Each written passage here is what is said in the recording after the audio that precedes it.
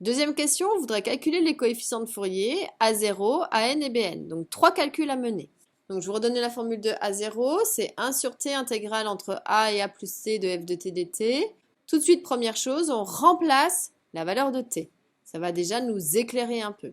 On a vu que t, il valait pi, puisqu'elle est périodique de période pi. Donc ça va faire 1 sur pi, intégrale entre A, c'est un réel, et A plus pi de f de t dt. Le problème, c'est que ce A, je ne sais pas où il va être placé, mais c'est à nous de définir cela. Comment? Eh bien, d'après la définition de l'énoncé. Puisqu'elle est périodique, je peux bouger mes bornes tant que la différence entre les deux bornes, ça fait pi. Donc ici, on regarde, d'après l'énoncé, ma fonction elle est définie sur 0 pi. Et si je fais la différence entre ces deux bornes, j'ai bien ma période t. Donc c'est sur cet intervalle que je vais me placer. Donc on va recopier nos coefficients, 1 sur pi intégrale, donc cette fois-ci entre 0 et pi.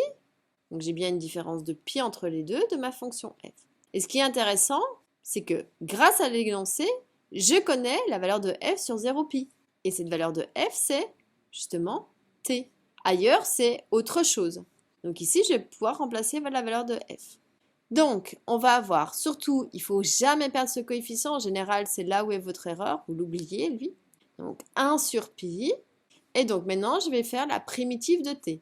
Mais primitive de t, c'est t carré sur 2. Pris entre 0 et pi. Et ensuite, on doit faire image de la borne supérieure moins image de la borne inférieure. Sans oublier, encore et toujours, ce coefficient. Mettez-le en couleur sur votre copie, trouvez un moyen de ne pas l'oublier.